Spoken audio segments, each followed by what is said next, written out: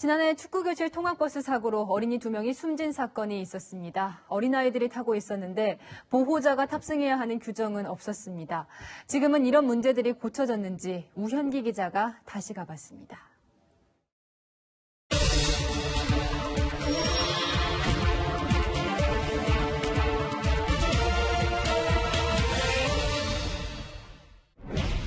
노란색 차량이 도로 옆 화단에 올라와 있습니다. 출동한 대원들이 구조 작업을 벌이고 있고 뒤쪽 지붕이 반쯤 내려앉았습니다. 축구교실 차량에 타고 있던 초등학생 2명이 숨진 사거리입니다. 당시 사고 원인은 운전자의 신호 위반과 과속이었는데요. 인명피해가 컸던 이유가 더 있었습니다. 축구교실에 보낸 지 한 달 만에 8살 아들 태호를 하늘로 떠나보낸 이소연 씨 부부.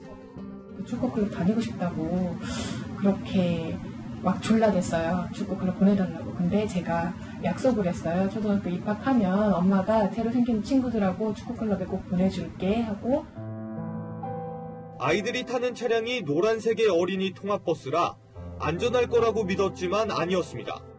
노란 버스를 타고 있지만 운전했던 운전자도 안전교육을 받은 적이 없었고 동승자도 없었고. 현행법상 유치원과 초등학교, 체육시설 등의 어린이 통학버스에는 보호자가 동승해 안전띠 착용을 확인해야 합니다. 그런데 체육시설에 태권도 등 무술업종만 포함되고 축구교실은 빠져 있었던 겁니다.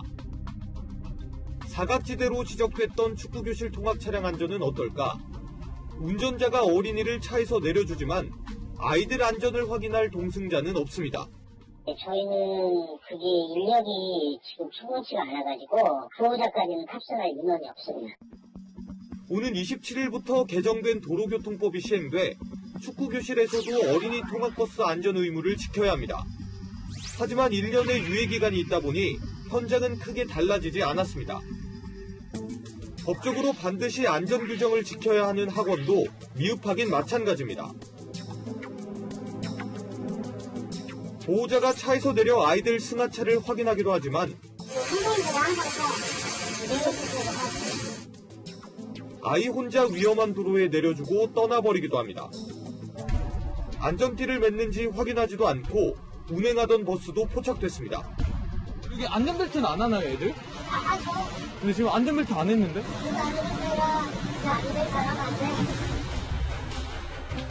올해 상반기 정부 점검 결과 어린이 통학버스 운전자가 안전교육을 이수하지 않거나 어린이 하차 장치를 갖추지 않았다는 등의 이유로 적발된 건 모두 1202건. 지난해 하반기보다 50% 늘었습니다. 안전규정이 여전히 미흡하다는 목소리도 나옵니다. 허리에만 매는 2점식 벨트를 어깨에서 사선으로 매는 3점식으로 의무화하는 등 세부 지침이 필요하다는 겁니다. 굉장히 노후화된 차량도 다수 운행이 되고 있고 무엇보다 2점식 벨트가 사고의 위험에 충분하게 보호해 줄 수 있는 장치가 되고 있지 못한 부분들이. 사고가 난 사거리에는 뒤늦게 과속 방지턱과 과속 카메라가 설치됐습니다. 사고만 나면 새로 만들어지는 법과 규정들 만들어지기만 하고 지켜지지 않는다면 제대로 된 예방책이 될 수 없습니다. 다시 간다, 우현기입니다.